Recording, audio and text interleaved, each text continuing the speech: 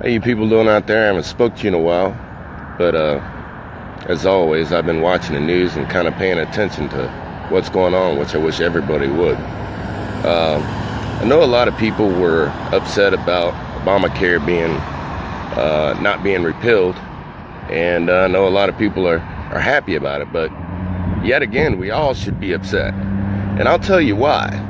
Because we have a lot of congressmen out there with personal agendas.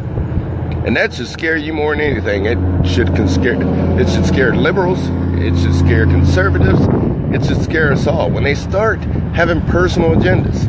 And it's not that I'm creating something in my head or anything, but if you take a look, there were 3 Republicans that were all about lobbying to repeal Obamacare. And then they turn around when it's time to do it and have a chance to do it and the majority do it, they say no. Now, and I know you guys thinking, oh, maybe they had a change of heart. I really don't know, but I do know this.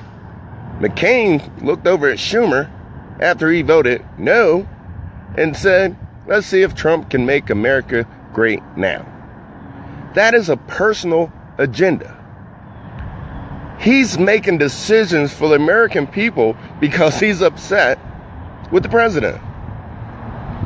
This cannot continue. It's for the people, by the people, not for what you know what is best for the people. You know, there's a lot of snakes in Trump's world right now. And if they're in Trump's world, they're in our world. They're making decisions not based on what's best for Americans, but what is best for themselves. And a little birdie told me that Paul Ryan is the worst of them all. And this goes for all you people out there in Wisconsin.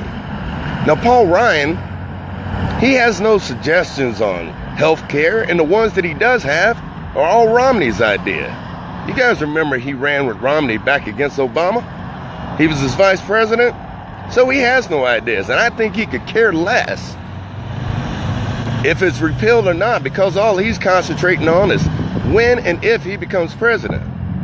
You see, there are other agendas besides health care. And as the Speaker of the House, he suggests to say, hey, you know what? We need to move on with tax reform. Or that promise he made about national reciprocity. And for all you gun owners, you know what that is. That means that if you own a gun in one state, you should be able to carry into another state, just like a driver's license. Well, Paul Ryan is totally against that. And it's in committee. But as long as he keeps Trump's concentrated on repealing Obamacare, it'll never get past that. We're just going to do a couple of things. In the 2018 election, a lot of gun owners are not going to come out. They're going to lose faith. And Paul Ryan knows he's not going to be blamed for it. It's going to be Trump. That's right. Trump will be a scapegoat. Now, we may or may not use the majority, but we'll definitely lose it in 2020. Now, here the thing is, Paul Ryan claims being conservative, but he could care less about the party as long as he gets what he wants. So all these people that are backlash, and this goes for Republicans and Democrats, who are making decisions on personal agendas, they need to go.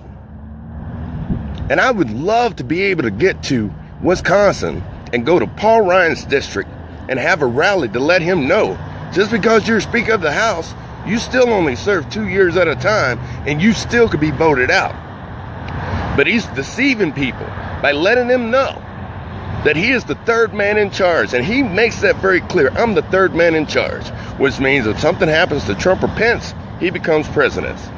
Anybody who says that is kind of rubs me the wrong way anyway. But anyway, we have to take this country back and let these guys know that this is not a game. This is not something you play with. And all these wannabe conservatives and wannabe liberals who just pass laws and legislation just for themselves, it's time for you to go. And this specifically goes out to anybody who lives in Wisconsin. Do your research on Paul Ryan. Never liked that damn guy anyway. I'm Deion Alexander, American First.